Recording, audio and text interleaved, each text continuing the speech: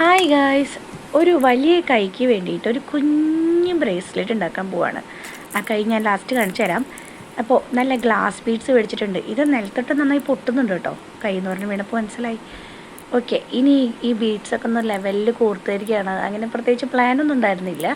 അതുകൊണ്ട് തന്നെ ഈ കോർത്ത് വരുമ്പോൾ ഭംഗിയെ തോന്നുന്ന രീതിയിൽ ഞാനത് അവസാനിപ്പിക്കാനാണ് എൻ്റെ വിചാരിക്കുന്നത്. പിന്നെ എൻ്റെ മോളുടെ ശാസ്ത്രമേളയ്ക്ക് വാങ്ങിയ മുത്തുകളാണ് ഇതൊക്കെ. ബീഡ്സ് വർക്കിനാണ് അവൾ ഉപജില്ലയിൽ മത്സരിക്കാൻ പോകുന്നത്. ഞങ്ങൾ കുറച്ച് മോഡൽസൊക്കെ ഉണ്ടാക്കിയിട്ടുണ്ട്. സമയം പോലെ ഓരോ വീഡിയോസായിട്ട് ഇടാം. ആദ്യമായിട്ടൊരു മത്സരത്തിന് പോകുന്ന ടെൻഷനൊക്കെ ഉണ്ട്. ഒരുപാട് നേരം പ്രാക്ടീസ് ചെയ്യിക്കാൻ പറ്റിയ ഏജൊന്നുമല്ല. ആകെ 3ാം ക്ലാസ്സിലായിട്ടുള്ളൂ. അവൾക്ക് കുറച്ച് നേരം മടുക്കും, കുറച്ച് നേരം ചെയ്യും. പക്ഷേ രസമുണ്ട്. ഞാൻ അടുത്ത വീഡിയോസിലൊക്കെ ആയിട്ട് അവൾ ഉണ്ടാക്കിയ ഐറ്റംസും പിന്നെ ഞാനുണ്ടാക്കിയ ഐറ്റംസൊക്കെ ഇട്ടേക്കാവേ. ഒന്ന് കണ്ട് അഭിപ്രായം പറഞ്ഞോളൂ. പിന്നെ ഞാനിതിനകത്തേക്ക് ഒരു ചാംസ് ആഡ് ചെയ്ത് കൊടുക്കുന്നുണ്ട്. ചാംസ് എന്ന് പറഞ്ഞു കഴിഞ്ഞാൽ ഒരു കമ്മലിൻ്റെ ഒരു ഭാഗം. പണ്ട് ചാംസ് എന്താണെന്നറിയാം, ഞാൻ ഉപയോഗിക്കുന്ന ചാംസ് ഒരു കമ്മലിൻ്റെ ഭാഗമാണ്. കളറൊന്നും പോവാത്ത കാരണം ഞാൻ അത് എടുത്തു വെച്ചിരിക്കുകയായിരുന്നു. എന്തെങ്കിലും ഉപകാരം വരുമെന്ന് എനിക്കറിയാമായിരുന്നു.